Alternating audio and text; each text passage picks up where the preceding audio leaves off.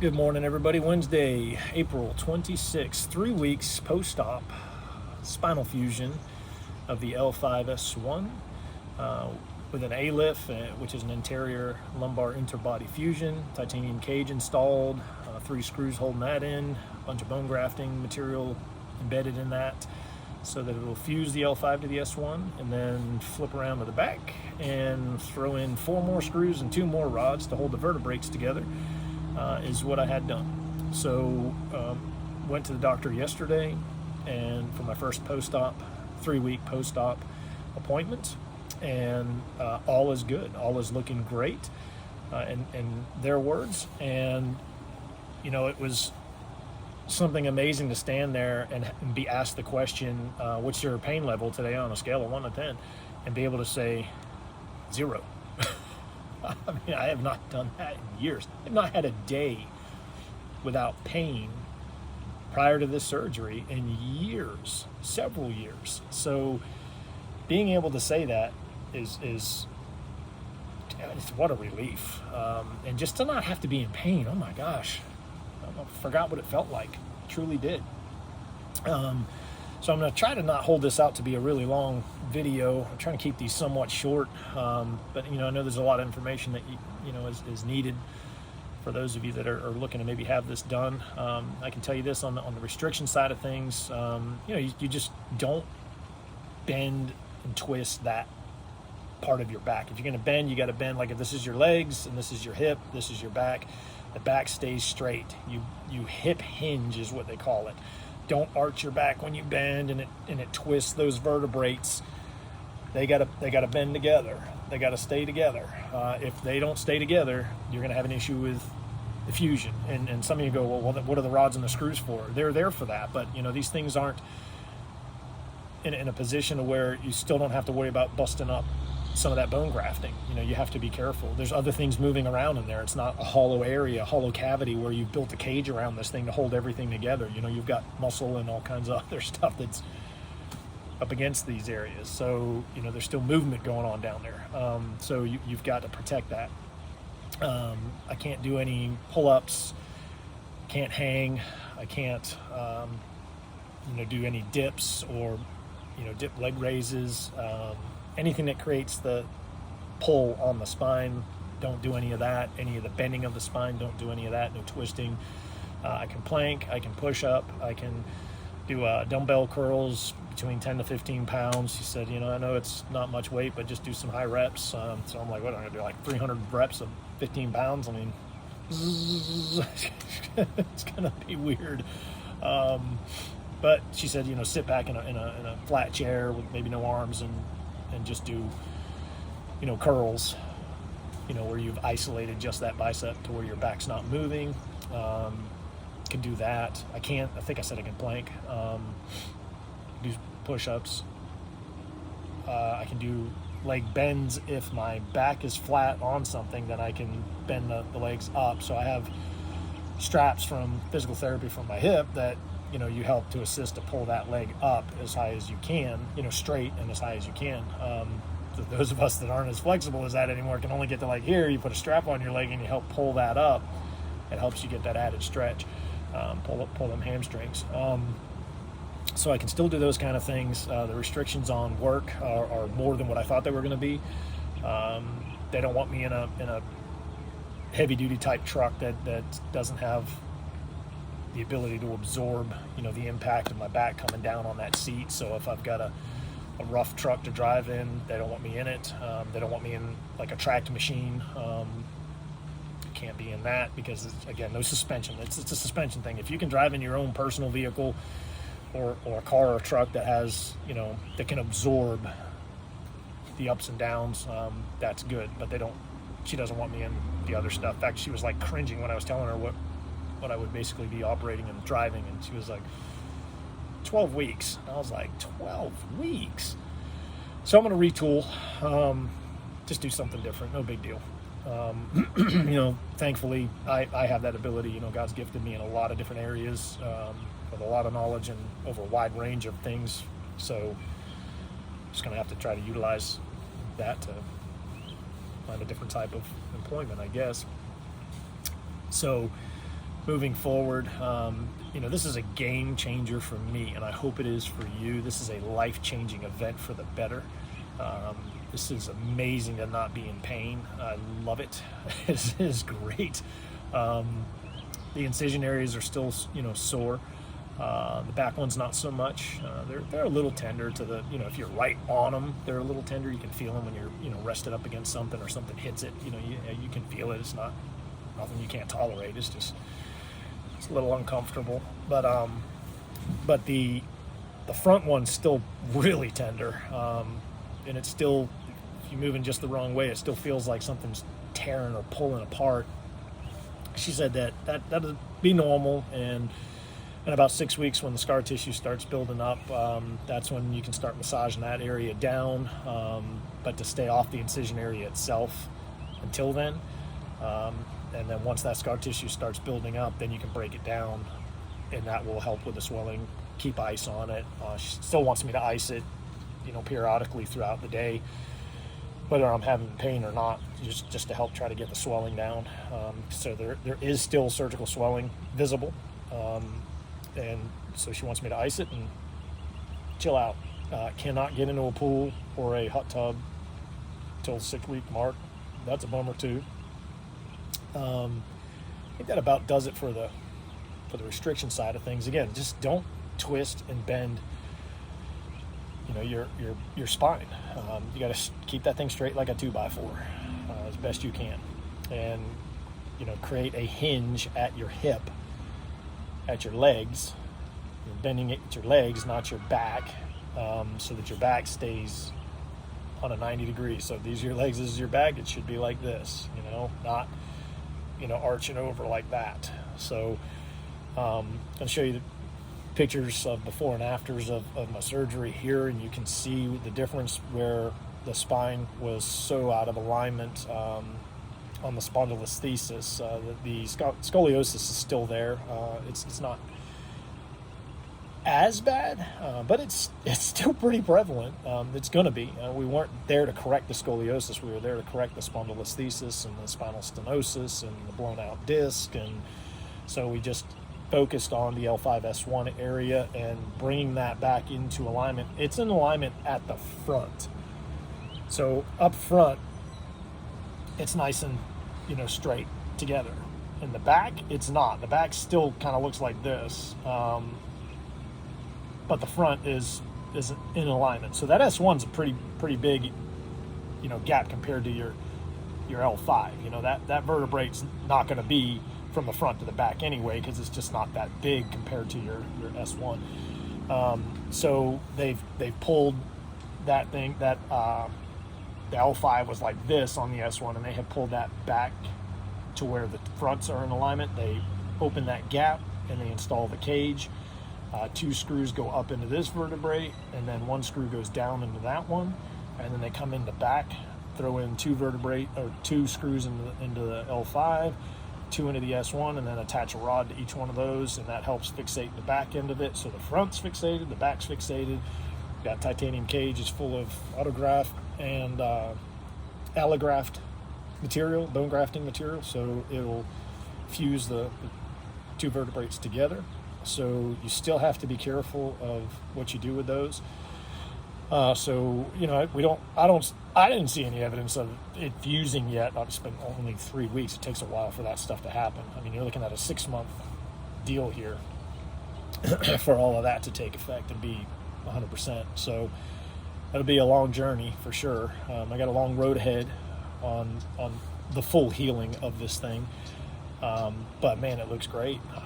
Everything looks good to them. They're really happy with how the healing process is going for me so far. They're happy with the positioning of everything. So even on the scoliosis side of it, you can see where that curve, you know, that dips off the left. You're always looking at it to the right in these views, but it's really the left side of me. It's not as it's a little straighter, but nothing that's like, oh wow, that straightened that thing out big time. It's nothing like that.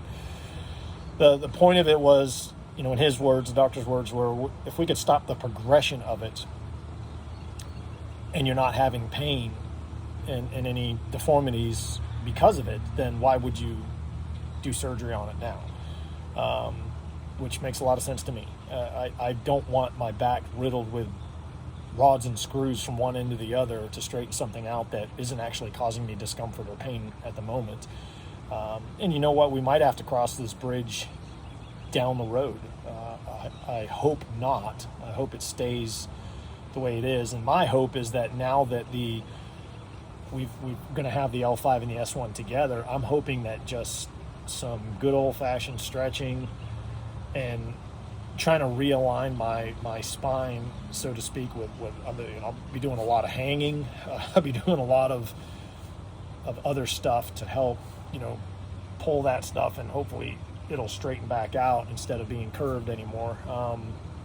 Because that spondylolisthesis was a big active player in my scoliosis and things, dipping off and, curving off and going in different directions. So hopefully this will stop the progression of that, and hopefully I can reverse a lot of that, even if it's a little. If I can stop the progression and reverse it a little, that's great. So, and it might be, certain exercises and stretches I'll have to do for the rest of my life. I'm okay with that. If I have to do that for the rest of my life versus going under the knife again and wait for these long-term recoveries, yeah, I'm totally okay with that. You had to alter your life as this thing progressed worse. Your life just gets altered for the worse, and you learn to work around that. You have to hold your body in certain ways. You have to position yourself certain ways when you lift. You have to, everything is done differently than what you did prior. Does that make sense? Even sneezing and coughing, if you're in certain positions, it's going to hurt like crazy. So you have to, curl and hold and, and there it is. You just got punched in the gut, and stabbed in the back. And so now I can't tell you how many times I've sneezed in the last week and I had a natural reaction. I'm like, oh, it's going to hurt. And then it's like, oh yeah, there's nothing there. It doesn't hurt. Man, that's a great feeling. And it was still uncomfortable on the surgical side, especially the front one. The front one's still kind of like, so on a cough or on a sneeze, I do still feel discomfort at the incision site, but it's not in the back, which is just awesome. Again, life-changing. This is a life-changing event for me for the better, and I hope it is for you. And I hope you can look at a video of somebody that's not a whine bag and gonna sit on the couch and cry and whine because they're in pain, that they're just so tired of dealing with it that they've given up. And by giving up, they've done nothing but make themselves even more unhealthy, make themselves more physically in pain and more physically a problem for healing and being out of pain. They're not stopping the progression, they're actually accelerating it. And then they just create a massive burden on not just themselves, but their family. And their family just gets to sit back and watch them just kind of give up. And, that's not a great example. And I'm not trying to come down on you, those of you that are maybe doing that, but man, just get up. Get up and do something. It hurts. It sucks. You have to redo things. I get it. Do some research. Find you a good surgeon. Don't go with the first one you talk to. Pray about it with your wife or your husband, and or if, just family members if you're single, and really just get to a point where you feel like, wow, this is the one. Don't let fear overcome you in this at all. Listen, I was 100% at peace about this going into it. After my hip surgery and meeting with this doctor, and I was so impressed with how he dealt with the hip, and I hope you never have to go through that to find you a good doctor, but it was totally different than some of the doctors I've spoke with in the past. And it was like, this is it. This is going to be a game changer for me. And I had enough. And honestly, a doctor I had spoke with before had told me in simple words was it wasn't a matter of if you needed the surgery, it would be a matter of when you would need the surgery.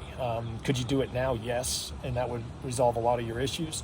but it's a matter of when, meaning, and that what dictates the when is the amount of pain you can tolerate. And I was like, oh, well, I can tolerate a crap ton of pain. I'll just deal with it. And because I didn't want to go under the knife.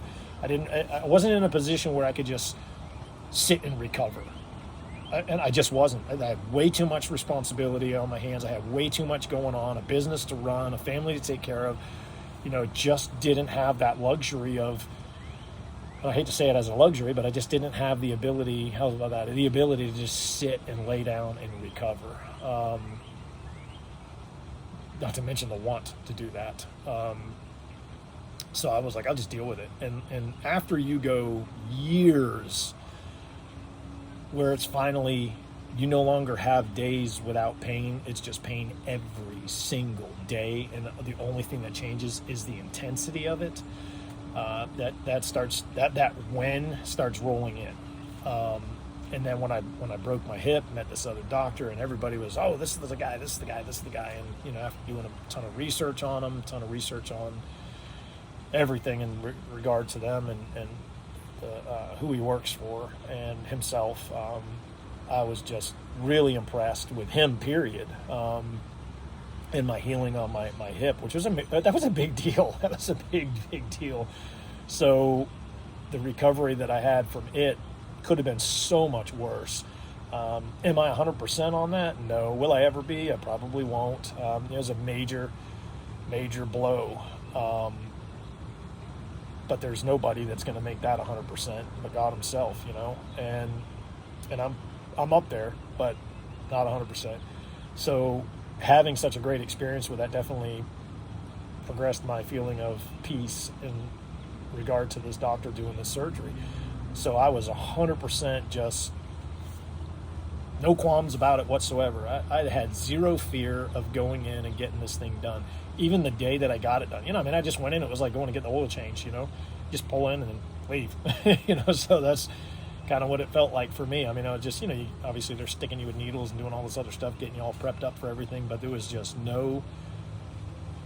I had no nervousness, no fear. I mean, even when they're looking at my heart rate on the whatever you want to call it, monitor and my blood pressure, they're just like, even the anesthesiologist came in, he goes, man, your blood pressure's better than mine. He's like, I'd expect that thing to be skyrocketing right now. And I was like, yeah, it takes a lot to get me to get amped up, get my blood pressure going. But that day wasn't one of them because I just was at peace. And I think that's where you need to be. And how do you get there? We can get into a long story about that, okay?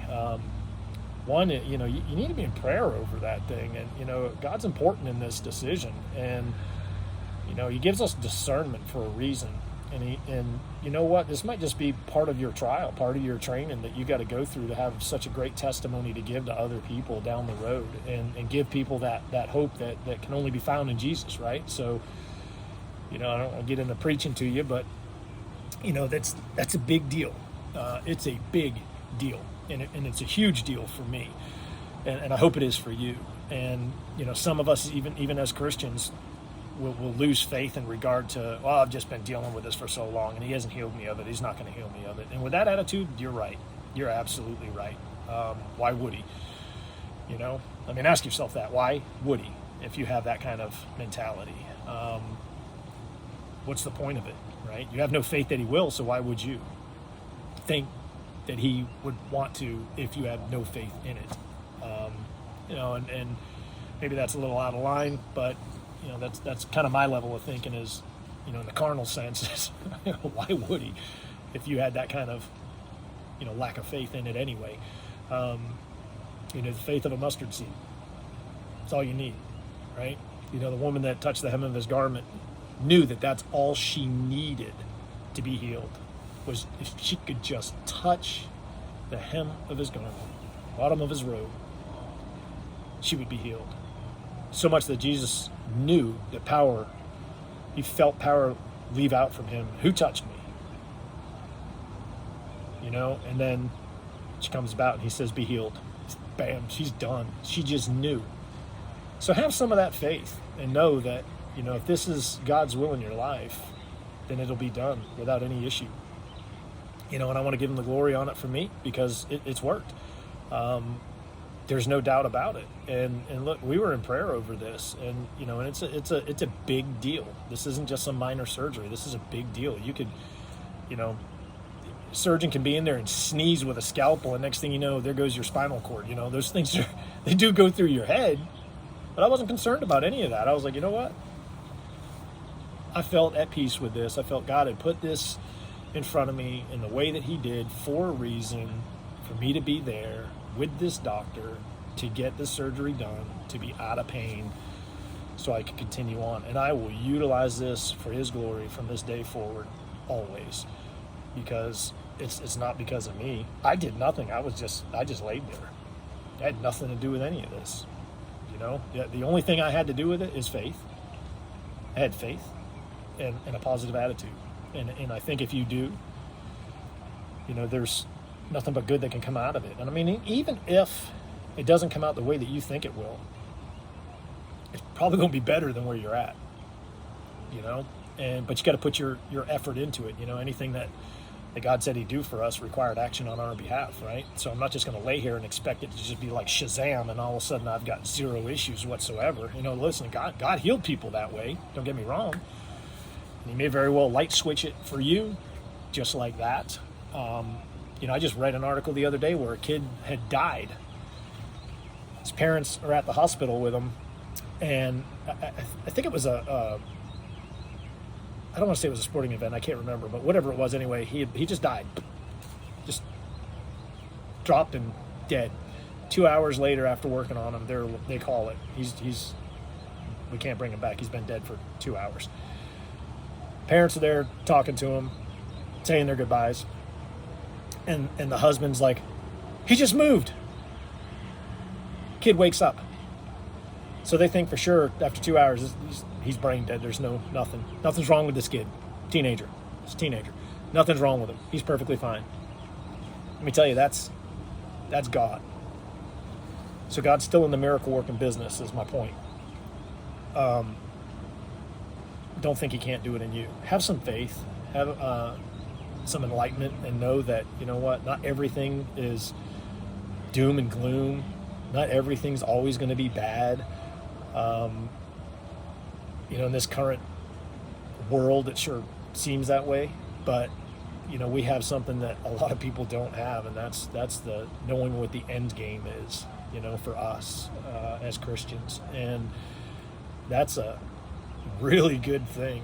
And so again, not to get into this whole sermon over this, but I feel it's really important that you get yourself right with God, and you really pray over your surgery, pray over your surgeons, and if you feel at peace with it, then just go with it. Don't worry about it. If you don't let yourself get in the way, okay? We ask all the time for God to close the doors, but what we do is shove our foot in the way in the threshold so that it can't actually be closed. And then, believe me, God's going to close it.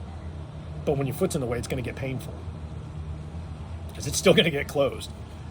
But you're just going to make it painful for yourself in the process. So, if the door needs to be closed, let it be closed.